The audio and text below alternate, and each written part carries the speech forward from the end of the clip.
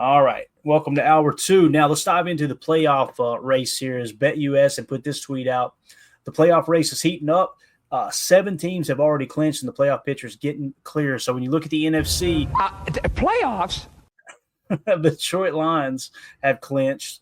The Philadelphia Eagles have clinched. The Minnesota Vikings have clinched. The Green Bay Packers are next in line at 99% chance of making the playoffs. Tim, you think they're going to be able to pull this off, man? Yeah, I do.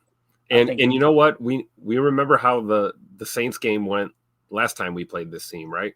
A little bit closer than we would have liked. So I don't think it's going to be a boat race on Monday Night Football, but I think the Packers win at home, pay tribute to Mark Murphy at halftime, and we go ahead and clinch a playoff berth all in one night. I love it.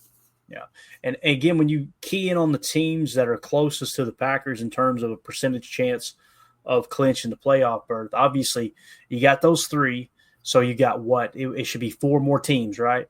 Packers have the greatest chance at 99%, then Tampa Bay at 88%, Washington at 82%, the LA Rams at 55%. So then you've got the Seattle Seahawks. So the Seahawks, like I said, they're that team that like, hey, let's just let them fall on their face the rest of the season. The Atlanta Falcons are at 26%. They're playing tonight. They probably already kicked off, to be honest with you. Yeah, it looks like the ticker up top says it's the first quarter, 0-0 with 5 minutes left. It's the Atlanta Falcons at the Las Vegas Raiders in the Toilet Bowl. So we'll see what happens there. And again, the Vikings are leading 10-0. Justin Jefferson just had a huge drop. He was thinking pay dirt before he caught the ball. He's trying to turn upfield and dropped it, but they're driving again here. So it looks like they're going for it on 4th down on a 4th and 3. On the AFC side, clinched already the Kansas City Chiefs, Buffalo Bills, Pittsburgh Steelers, and the Houston Texans. My brother's Pittsburgh Steelers. I'm excited. That's going to be my team in the AFC, obviously. I'll be pulling for them.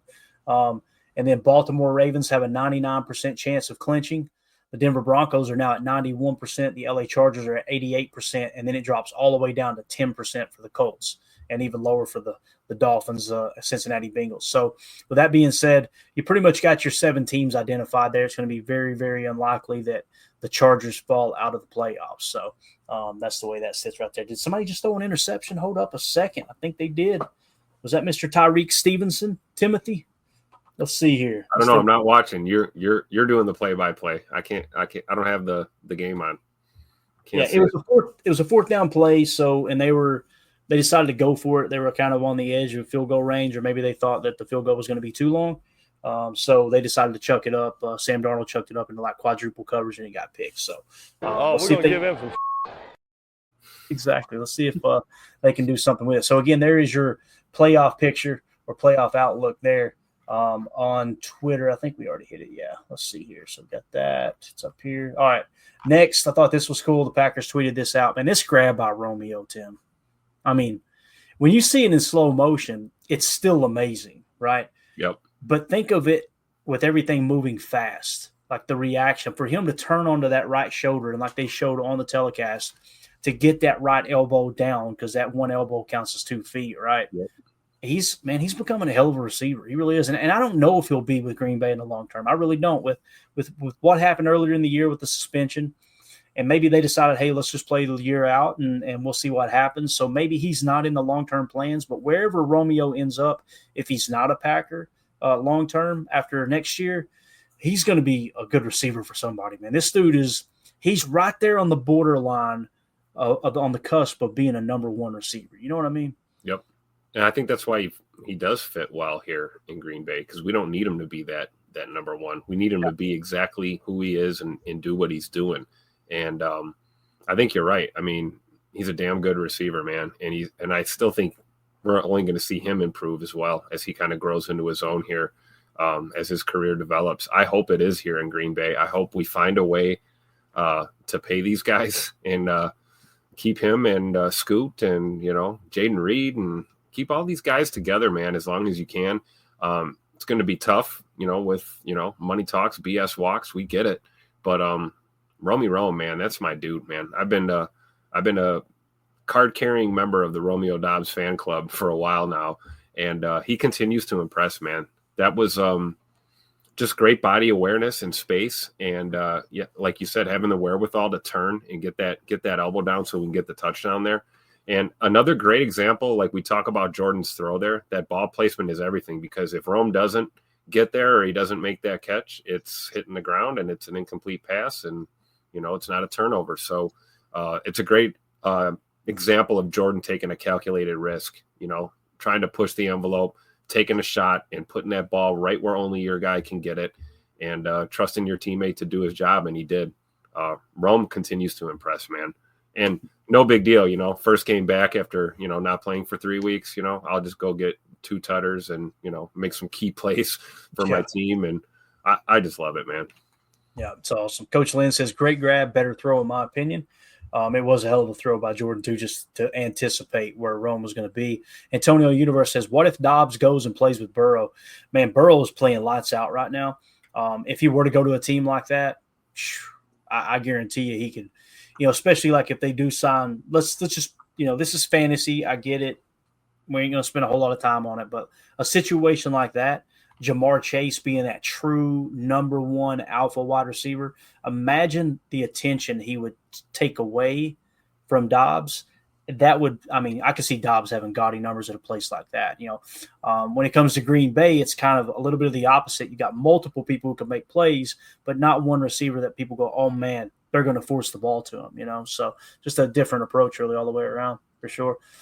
Drew D says might be best for Dobbs to stay with the Packers for less.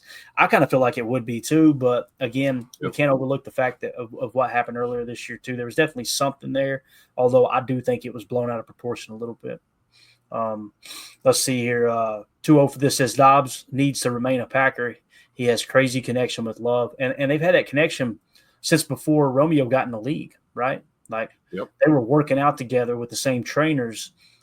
I think Jordan had already been drafted to the Packers. Obviously, he was in the league of backup for Aaron for 3 years. And he and Romeo had begun working together in the offseason as a part of that offseason training program with their personal coaches. So they definitely have a chemistry even outside of their time here with the Green Bay Packers for sure. So, yeah, it's very interesting. Rome was Nevada, and then Jordan was Utah State. So they probably met in college, playing with each other or against each other at some point. I think that's cool that they formed that bond. Yeah, I could see that. And the Bears ended up punting. Imagine that. God, that offense is so bad, man. All right, so this image right here, we won't spend a whole lot of time on it. I thought it was cool, though, how often teams are in 11 and 12 personnel. So if you look to the very far right, it's got EPA, overall EPA. And to the very far right, that's per play, per offensive play. Okay, so the Packers, and I think that's how this is set up and ranked. The Packers are currently in the 1, 2, 3, 4, 5, 6, 7, 8th spot. So they're 8th in the league in offensive EPA per play, okay? And then if you look, though, they're at 0.09. So there are 3 teams tied for 5th right above them. That's the Buccaneers, the Bengals, and the Eagles, okay? But they're only 0.02 of a point, right, higher than the Packers there. So they're right on the cusp of being a top 5 offense in terms of EPA per play, as well as other, key metrics. So when it comes to the running game, however, the Packers are sitting at a minus 0.05, which is still very well in the top 10, no doubt about that. And then passing, they're at a positive 0.22 EPA per play, right? So I thought that was interesting as well. So that would put them in the passing game. That would make them tied for the 4th most efficient passing game in EPA per passing play, okay? So now what the graphic shows you here, though, is how often teams are in 11 and 12 personnel. So when you look at this, the Packers are in 11 personnel. Let's see here if we can find it. 67% of their snaps, they're in 11 personnel. They're in 12 personnel, 25% of the snaps, okay? And then when you break that down, when you're in 12 personnel, 1 running back, 2 tight ends, which is typically a running set, the Packers are actually passing the ball out of that set 37% of the time. And when they're in 11 personnel, they're passing out of that set 59% of the time. Which is the lowest on the chart. 11 personnel. I mean, we're throwing the least amount. I mean, look at some of these other teams. They're well into the 70s, 70th percentile for throwing out of 11. And I think that's one of the reasons we found success. We've committed to the run, and we're not afraid to run out of 11 personnel, and we're finding success when we do it. And it explains why Detroit made that adjustment and actually took their base 34 onto the field when we were in 11 personnel. They said, we're not going to let them do that. And it was effective. So next time you play them, you can kind of anticipate that. Doesn't mean they're going to do it, but you can kind of anticipate if you meet them again in the playoffs and you come out in 11 personnel and they're going to come out in their 34 jam, you got to throw the rock. And that's exactly why Matt was trying to get a little throw happy in that game against Detroit, because when they bring a 34 jam out or even a 4-3 base, if a team does that against your 11 personnel, it's going to be really hard to run the football, really hard. Yep. So I will say also there with those numbers with the Packers, it's worth mentioning that in 11 personnel, they are averaging 6.9 yards per play, and in 12 personnel, it drops to 5.4. So it kind of goes hand in hand, Tim, with it seems like a large majority of the plays that make chalk talk on offense and the plays of the year, they're in 11 personnel. That's where you're getting your explosives, no doubt. 12 is important, don't get me wrong, but 11 is definitely Matt LaFleur's bread and butter, no doubt. Yep, I agree. All righty, so let's hit this real quick. Let's talk about the pass rush. I put this tweet out just a few minutes ago before we went live. I said, here are your updated defensive line pass rushing numbers for the Packers. Number one in pressures for the Packers is Rashawn Gary with 43, okay? And he's at a 13.1% pressure rate. So that pressure rate went up this game a tenth of a point there, okay? Number two, Kingsley Enagbare with 22 pressures. Tim, that blew me away that the person closest to Gary for quarterback pressures, he's almost doubled them, okay? So that's how much better Gary has been than everyone else from a pass rusher standpoint on the team. Albeit, Kingsley Enagbare with 22 pressures is now second on the team in pressure percentage. So he now leapfrogs LVN to a 9.8%, as where LVN is sitting at 9.7%. So JJ Enagbare is all of a sudden your second best pass rusher. And it's cool. That monster performance last night probably helped. Oh, absolutely. And then third on the team in pressures with 22 is Kenny Clark, but it's worth mentioning his pressure percentage is significantly lower than everyone on this top five list at 6.5%. What that simply means is Kenny Clark has been on the field more than anybody else right here, okay? And he's pressured, like I said, 22 pressures, but at 6.5%, you want to kind of be around that 10% mark. It's typically a good measuring stick. Somewhere between 9 and 11 is like, okay, that's a good. And then once you get over 11, it's okay. You're having a pretty darn good year rushing the quarterback. LVN at 9.7% and 20 pressures, still a great year. And now Devontae Wyatt's cranking it up at 8.2% with 16 pressures. And I did go on to say Rashawn Gary leads the Packers in sacks with, I think he's got 6.5 now. He's now got, what was it they said, 5 sacks in the last 6 games? No, 4 sacks in the last 5 games is what it was. So obviously Gary cranking it up. Anything you want to add to those pressure numbers there, man? I mean, no, not really. It's not surprising to us, right? Like we've talked about. Yeah, I was just going to say, I don't know why. I'm sure there's a big portion of the fan base that's shocked at this. I'm not. I know you're not. And for as much heat as Rashawn Gary is taken from the fan base, I think we should just keep this up here for a little bit longer, Clay. Let the fans get an extra glimpse here. Maybe take a screenshot of that. Because Bane Gary is that dude. He's been that dude. He's going to continue to be that dude. So. You look at this edge group, man, between Kingsley and LVN, you can tell it's having an effect on some of these younger players, being out there with a guy like Rashawn. They're working out with this guy. They see the prep. They're practicing with him, and they're going out and playing together as a team with him. And it's helping when you have good leadership and you got a guy like Rashawn who leads by example and, give these young players something to mold their game after. It has a trickle-down effect, and we're seeing it. I mean, honestly, Kingsley Enagbare, coming out of nowhere and becoming an absolute monster in this pass rush is a good thing. It's awesome that that's happening, and I don't care what it does to, other guys' individual pressure rates or, snap counts, any of that.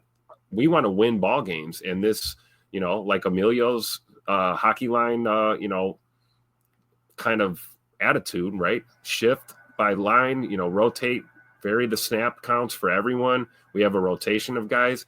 It's led to us winning 10 football games this year, guys.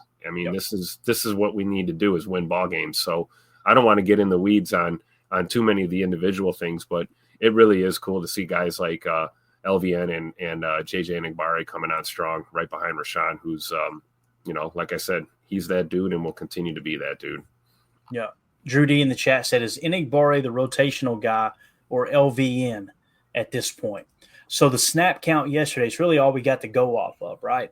Outside of Rashawn Gary with 29 snaps, next would be LVN at 25, then Kingsley Enagbare with 22, Aaron Mosby with 22 as well, and Brenton Cox Jr. with 20. So it truly is that hockey line. Outside of Gary, they want Gary on the field more than anyone. Obviously, he's the highest paid of the bunch. He's the most effective of the bunch. But LVN, Kingsley Enagbare, Aaron Mosby, and Brenton Cox Jr. all within 3 snaps of each other. So I think that's definitely by design there. Coach Lynn says Gary's rubbing off on Cox for sure. No diddy. So there you go with Coach Lynn with the thought of the night there. I love it. I couldn't let it pass us by. I'm sorry, Tim. Oh, my gosh. Now let's get into the PFF grade, shall we? Perfect segue. PFF sponsor the show. Here we go.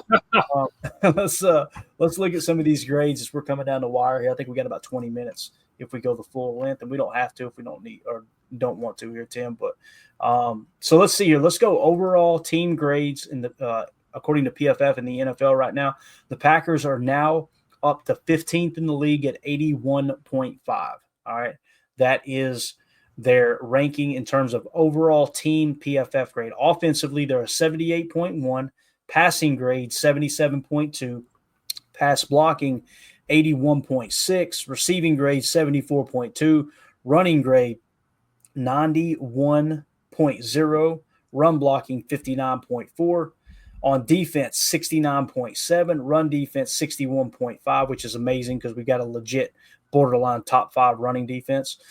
Tackle grade 68.3, pass rush 66.2, coverage grade 80.3, and then special teams grade of 56 is how that sits right there. That's an overall team. Love it. You see any red in there? I don't see any red. No red on that chart. I love it. Definitely, man. So, again, man, the big thing that sticks out here is the running backs are just playing out of their mind. And I don't know what PFF's doing with the run defense. I really don't. Again, it kind of feels like the whole thing of do they truly understand what the call is and what's going on with the stunning and the spying and all that? Maybe so, maybe not. I'm not going to be the one to dive into those weeds too deep there. So when you go to the Packers, this was hands down their highest graded game of the year. Let me see if I can zoom this in a little bit, maybe a little bit more. Trying to get it to where you can see it a little bit better. So, yeah, hands down, this was the best game according to PFF they've had all year. Was Week 15 at Seattle. 85.3 overall grade. Offensively, they were at 80.5, passing 67.4, pass blocking 68.6, receiving 82.0, running grade 58.6, run blocking, Tim, the best run blocking grade all year long. And lo and behold, the running back is what graded low this game. So kind of weird there that it's never on the same page. 79.9 with the run blocking grade. Defensively, the best defensive performance all year long, 81.5. The run defense, 63.3. Tackle grade of 77.0. Pass rush grade of 70.1. Coverage grade, 82.8 for the DBs and the backers. This is what gets you over the hump, man. This is how you win a Super Bowl. That Absolutely. Defense is the X factor, man. I'm telling you. Yeah. So when we go to the individual grades, offensively, at the top of the list for Week 15, Zach Tom, 83.2. What's interesting here is his pass block grade dipped to a 65.4, but his run blocking jumped up to an 89.4. This was his best run blocking game of the year, according to PFF. Second is Romeo Dobbs at 78.7. He had 48 snaps, passing game grade of 78, run blocking grade of 60.2. Dontavion Wicks, Tim, 78 PFF grade on 30 snaps. And again, we've seen he only had a couple catches, but man, he maximized those catches. We know what he's doing in the running game. Look at his run blocking grade, 80.0. I was just going to say, and his pass blocking was great too, man. You see him block that dude into the water cooler on that. I think it was either a play to Watson or Reed maybe.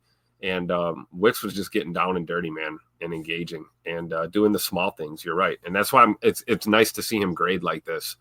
Get a little credit for that because he had a hell of a game. It's not just the couple of catches that he had. Yeah. Josh Myers, listen, that last game against Detroit, arguably the worst game of his career this year or this week, 76.1. Pass blocking grade of 77.0, run blocking grade of 73.3. He still had a penalty. So even with that penalty, grading out of 76.1, man, got to give a shout out to Josh Myers. Hell of a ball game there, according to PFF. Jaden Reed, 75.7. I know people are seeing the numbers dip. Again, guys, they're doing things schematically to try to take Jaden Reed away. And what happens? You see us incorporating Romeo Dobbs and Christian Watson down the field. Obviously, you got two big pass interference calls, throwing the ball down the field to them. It's because they were trying to lock down Jaden Reed underneath. And you notice, too, with Tucker Kraft, there was always bodies around Tucker Kraft as well. Tucker Kraft graded out sixth best at 72.5. Elton Jenkins, 71.6. Christian Watson, 71.5. Chris Brooks, 69.7. And Rasheed Walker, 69.5. Surprise, surprise. Pass blocking grade of 78.2. Jordan Love, 66.9. So those are all of your Packer players that graded out 65 or higher. Tim, you have the floor here, man. What sticks out to you? Rasheed Walker, man, what a steal of a draft pick. My goodness. This guy's going to be an all-pro. I love it. I absolutely love it. And I think it goes really well with the other pillar of that O-line, right? You know, you got Zach Tom on the right side. And, we had some questions about that left tackle spot, when Big Dave was down for the count for sure. And I think Rasheed Walker just has completely answered the call. He's really stepped up and slowly but surely is becoming super reliable on that blind side for Jordan Love. And, we talk about the run block grade with him in the past, but I'm okay with those low 60 run block grades when he's got pass pro through the roof. We'll take it. It's the most important. There's no doubt about it, man. That's what Packers really prioritize. Sean Ryan's another one, man. It's just consistency, man. 63.5. I know it's not like this great grade, but every week, I could be wrong. It just feels like he's constantly been in the 60s here lately. Yeah, so starting week 13, 60.6 with an 81.7 pass blocking grade. Week 14, a 66.8 with a 72.3 run blocking grade. And then in week 15, a 63.5 with a 70.1 run blocking grade. So Sean Ryan, man, when you look at his floor, the worst game he had this year was against San Francisco, and it was a 33.8. Other than that 33.8, he did not score under 50 in any other game. His ceiling was a 71.6, and he's just staying right in the 60s or right there around, right? You got of the 60 grades, week 2, this is between 60 and 70. Well, I'd say 60 or higher. Week 2, week 3, week 4, week 6, week 11, week 13, week 14, and week 15 all have a PFF grade of 60 or higher. And again, I know he's not like this absolute stud of an offensive lineman, but you're seeing him improve, man. You really are. I mean, this is a guy last year we were talking about potentially being a full-blown liability on that line. Yeah, and now it's like, man, this guy is coming into his own for sure. And, really what it is, it's hard work meeting talent, right? We had a good draft grade on him. That's why we brought him into Green Bay. And, a little bit shaky that rookie year, obviously, for reasons that we don't have to mention anymore. But he's a guy who changed and learned from his mistakes and put in the work and just simply wanted it more than these other guys at camp these past couple of years, and is fighting for that roster spot every single week. And now he's at the point where he's really solidifying his role on this offensive line. I don't feel uncomfortable with him starting at right guard for us. And the proof is in the numbers for sure. Yeah. Drew D said that week 1 grade of 59.8. You got to round that up. Let's go ahead and round that up. Yeah. There. So let's say math's math, right, Drew? You got to do what you got to do there. So, all right. So that's your offensive PFF grades for week 15. Now let's go over to the defensive side of the ball. And man, Edgerrin Cooper, my goodness, dude, this is so much fun to see. It really is. Edgerrin Cooper, 93.8. Coverage grade of 93, obviously with the interception, just an absolute stud across the board. That pass rush grade of 82.4. He really is starting to feel like Micah Parsons, man. And I'm not saying he's as good as Micah Parsons. Please don't go tweet that, okay? I'm just simply saying Micah Parsons, when he first came in the league, when they try to throw the ball his way, he was always around the ball. It just seemed like he was a ball hawk. When they wanted to fire him on that mock or that will fire, man, could he get after the quarterback. Edgerrin Cooper's a dog. It's going to be so much fun watching him grow into whatever role that Jeff Hafley sees for him. And I think it's worth mentioning to him that, like, you go into the draft and Jeff Hafley is definitely in Matt LaFleur and Brian Gutekunst's ear. Like, hey, here's what I'm looking for. Edgerrin Cooper was at the top of the list for them. There's no doubt about it, man. Yeah, for sure. And, making the comp to Micah Parsons is legit because what we're talking about is complete linebackers, right? It's very hard to find, a shortcoming or a flaw in their games. And Edgerrin Cooper is just so complete so early. Normally you'd think, we always talk about giving guys time to develop and, this kind of thing when you're dealing with rookies. And Edgerrin Cooper does not come off like a rookie. He doesn't play like a rookie. He doesn't carry himself like a rookie. And he certainly doesn't see the game like your typical rookie either, because he almost has that Xavier McKinney kind of sixth sense for what's happening as it happens or before it happens. And, that was evident with the pick last night, man. He was all over that, and just great FBI, and a dude that I'm really excited as a Packer for sure. Yeah. Drew D in the chat said, it feels so unbelievable to have a linebacker that can score in the 90s on coverage. It really does, man. It's and again, that's to me, that's Quay's strength, is that vertical coverage, right? Yep. But it's just some of the other things underneath that he struggles with. But I'm with you, Drew. Like he's Cooper's the dude, man. He's that guy moving forward. There's no two ways about it. Coach Lynn says, can Cooper play edge moving forward? He could, but I don't think that would be where you could maximize him. Like, you want him mugging that A gap and dropping out and creating confusion and then getting after the quarterback when you need him to in that regard. And I think with the pass rush starting to amp up, I mean, we got 7 sacks, right? Only one of those was from Edgerrin Cooper. I think only one of them was from anyone other than defensive line, right, Tim? Like, Edgerrin Cooper was the only linebacker that had a sack.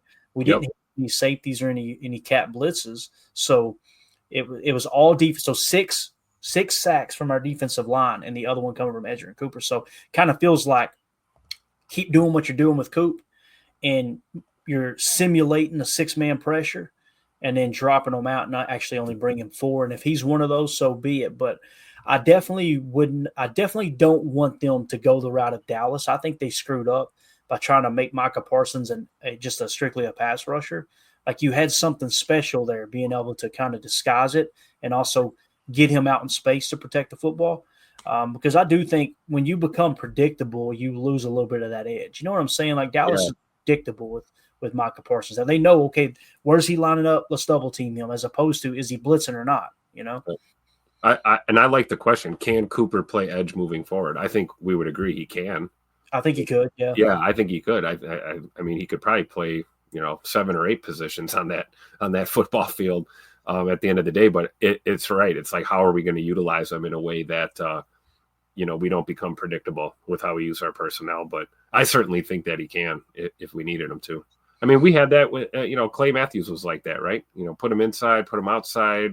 Where does he prefer to play? Where do we prefer to have him play? Doesn't matter as long as we're finding success and we're not too predictable. And then, guys get banged up too. Sometimes you may need to move to the outside or to the edge group. You never know. Yeah, for sure. Coach Lynn says, I like him at mock moving forward. I do too. But again, like we talk about, that mock and that wheel is very interchangeable. Just,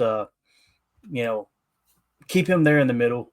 And I would be all for him being linebacker 1. I've been pretty vocal about that.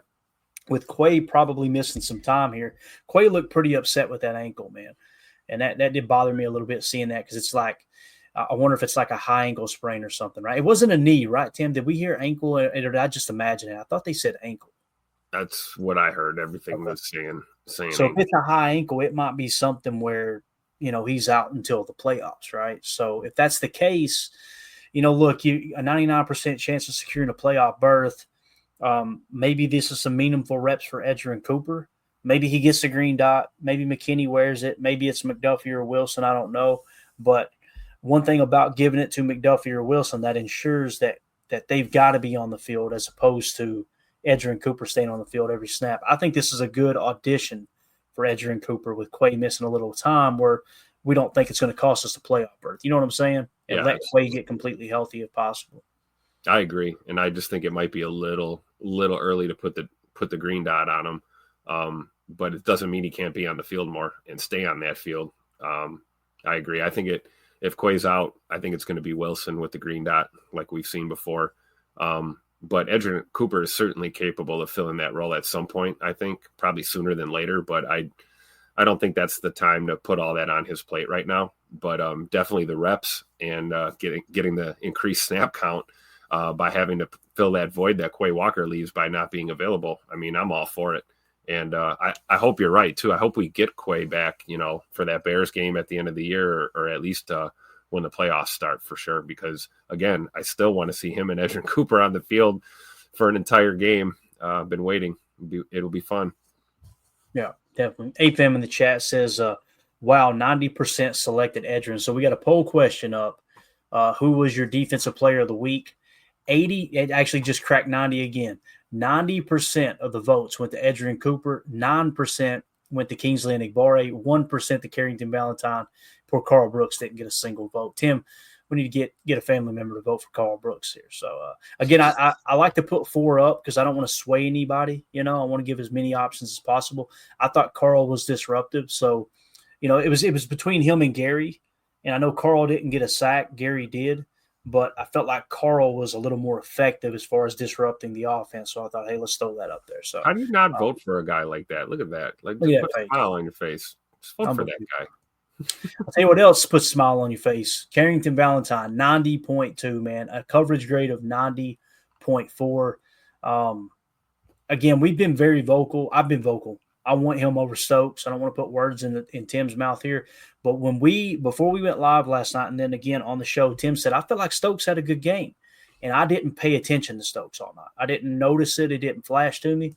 Tim, you were right, man. 77.8 for Eric Stokes on 59 snaps. He had the most snaps on defense, too, by the way. He had one more snap than Carrington Valentine, 77.8. But again, Carrington, man, 90.2. Holy cow, bro. Holy cow. Yeah, the pick definitely helped his PFF grade for sure. But all in all, man, he played a hell of a game. Him and Stokes. We talked about that. We needed that from them.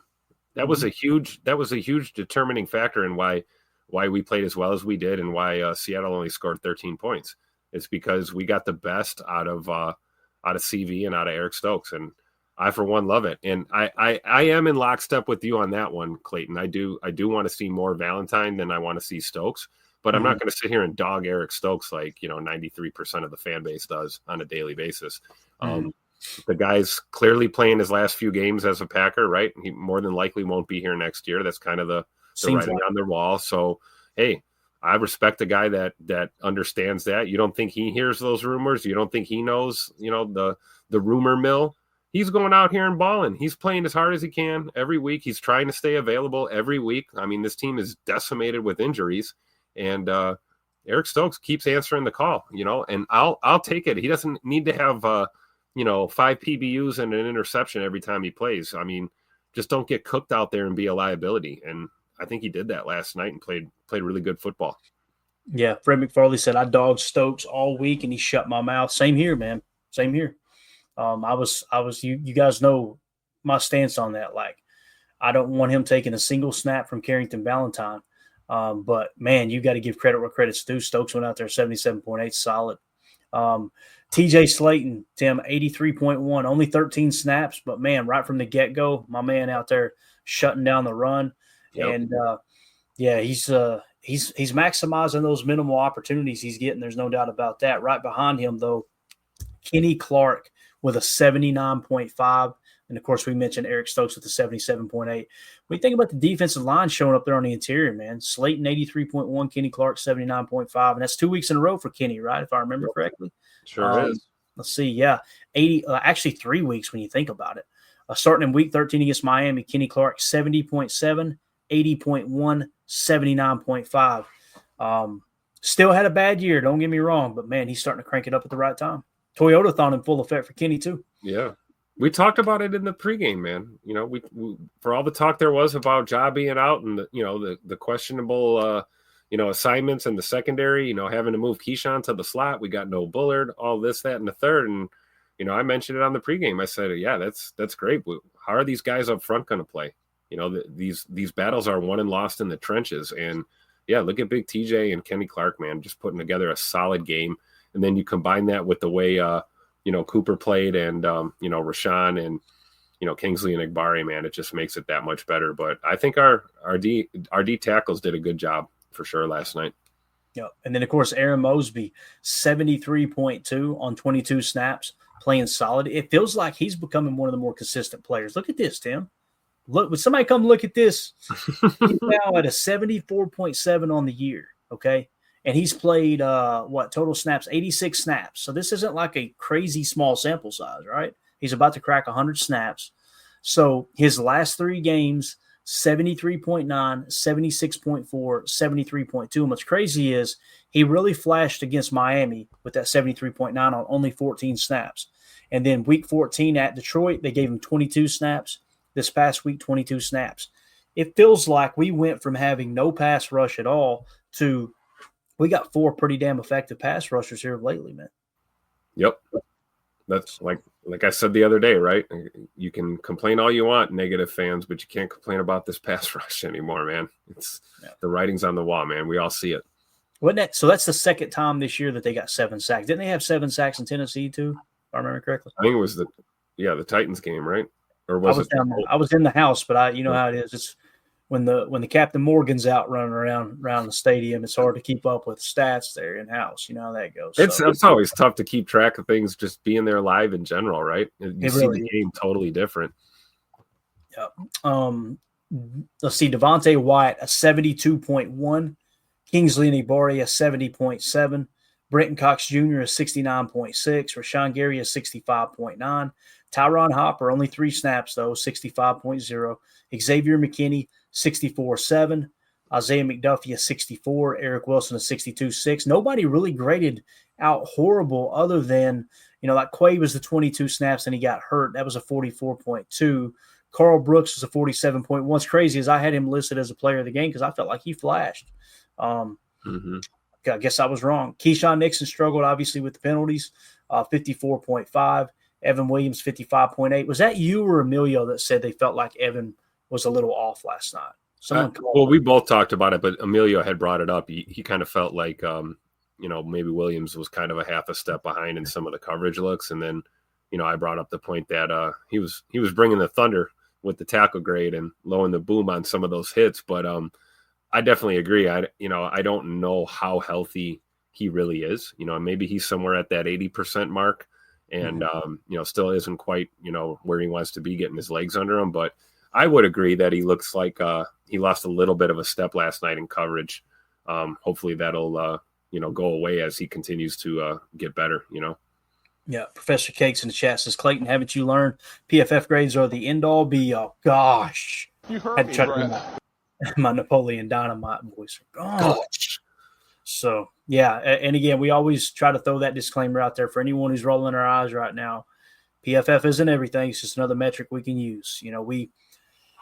We'll use NFL Pro, talk about the pressure percentage of sacks. We'll look at the tape. We'll use Chalk Talk to break down what the exact call is. It's multi-layered here. This is just kind of on the surface there. So, let's see. Aaron Rogers said, Clayton, I had a question in the chat. Let me see if I can find it, buddy. Let me climb up here real quick. Where's it at? Maybe right here. Here we go. Question: would you sign Greenlaw in free agency to pair with Cooper and Quay? Man, it's tough. Let's assume that McDuffie is going to hit free agency and be gone. Let's assume that Eric Wilson is going to hit free agency and be gone. Okay.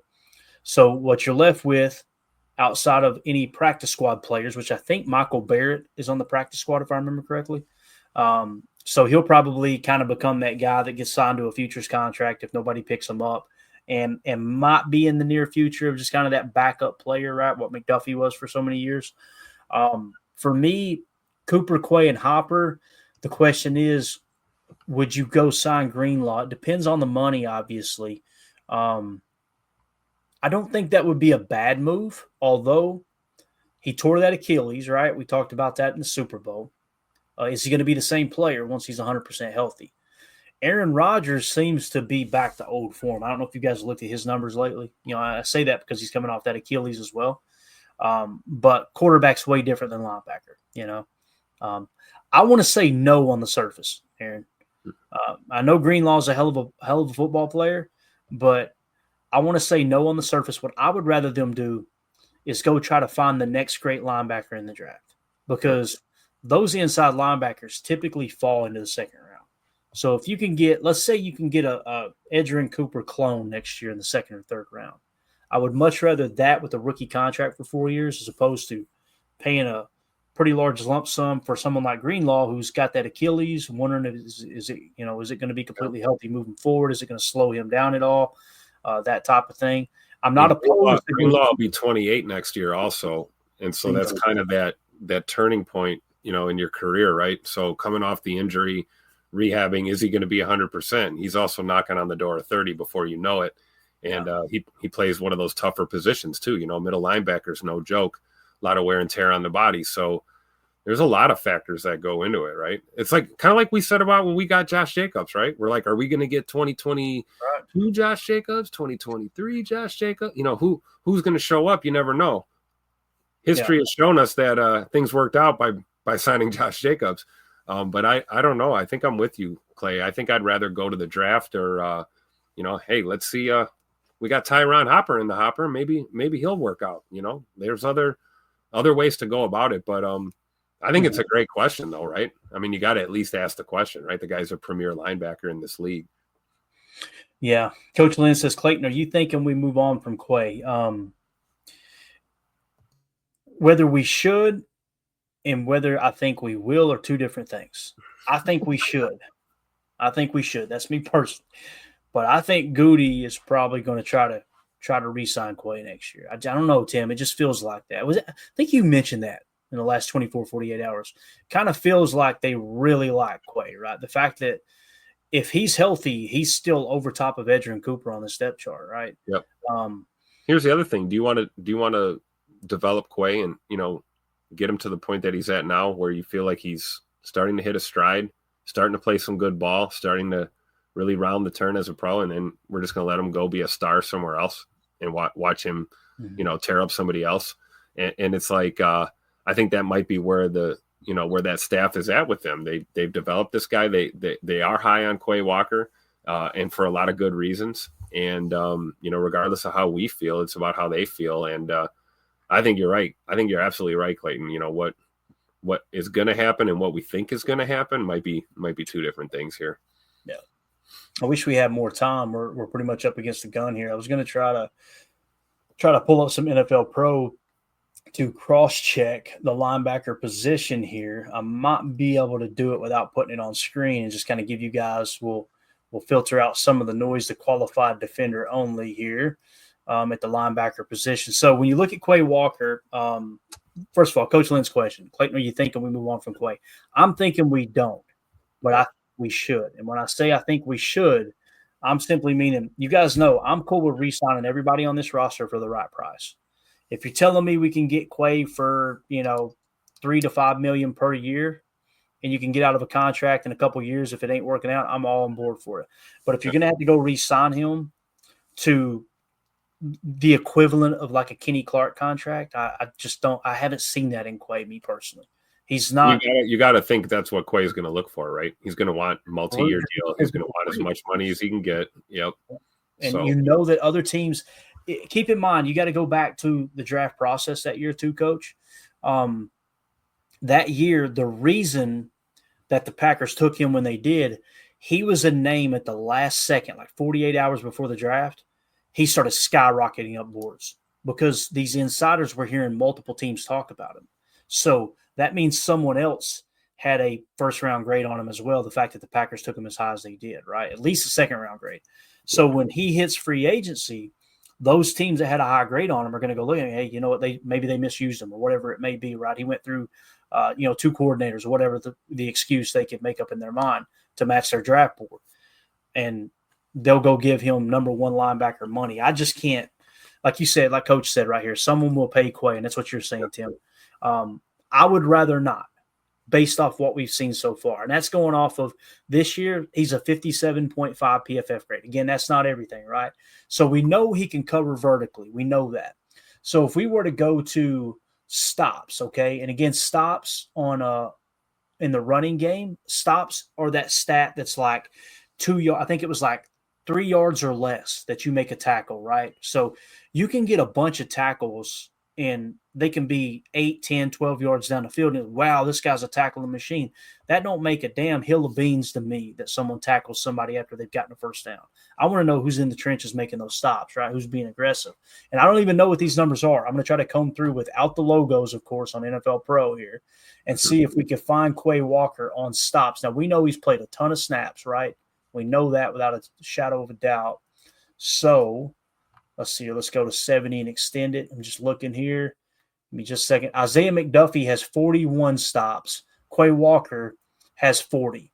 So Isaiah McDuffie has more stops, more run stops than Quay Walker. And keep in mind, Quay Walker has played 711 snaps. Isaiah McDuffie has only played 590. So, again, the knock on Quay, in my opinion, is he's slow to the point of attack. When he decides and he makes that decision, he's a physical freak. He can get there, right? It's just there's just something that hasn't clicked on making that decision to go. Now, think back to Roquan Smith. Roquan Smith in Chicago was absolute cheeks, right? Yep. They let him go. He went to Baltimore and had the best year of his career. I could see Quay going somewhere else and just blowing up, right? That could happen. Sometimes it's coaching. Sometimes it's a change of scenery, a different fit, whatever it is. For me, again, when you couple the PFF grade with the run stopping ability, I just don't see him as linebacker one money. If he was in the top 32 in run stops, I'd be like, okay, we might have something here, right? Mm-hmm. But the fact that he's 53, that makes me hesitant. That, of course, with, like I said, the PFF stuff as well. So, and when you turn on the tape, you see it, right? You see he's kind of a half a second, he can make up ground with his physical ability, but he doesn't gain that half a step with this, right? Like he doesn't trust himself. And, what we talked about, Tim, the last few games, it's like it clicked, right? San Francisco, 91.4. Let's see, Miami, 68.5. Detroit, 62.2. Now, obviously, he got hurt in this game.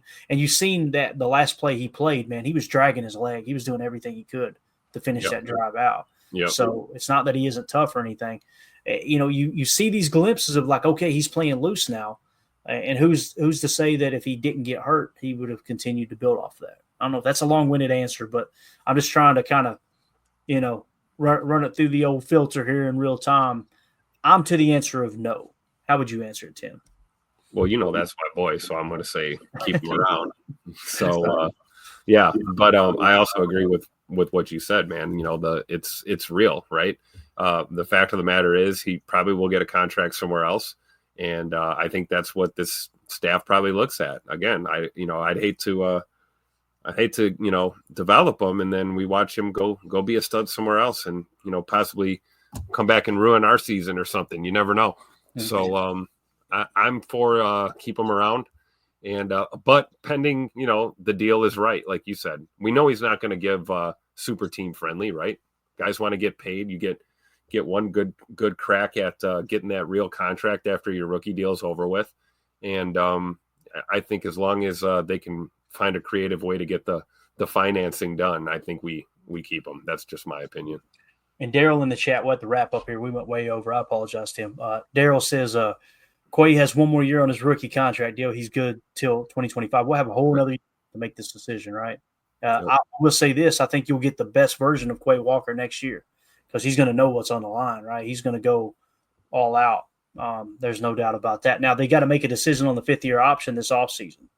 That's a no-brainer. They're picking up the option. I was going to say, I want to say no, personally. Oh, cool. We don't agree on this one. All right. No, I wouldn't pick it up because you're saying he's linebacker one. He should be paid linebacker one money. That's the way I see that. Right. When the Packers do it, they picked up Savages. I would be really surprised if they didn't pick up Quays. That's what I'm saying. That's where I'm coming from. Like I'd be shocked if they didn't pick it up. But hey, that'd be a good surprise, right? Let's say they don't. Maybe they're changing things a little bit. You never know. Definitely. Drew D in the chat says the effort has never been an issue with Quay. It's not. And him caring, too. Like you can tell that dude.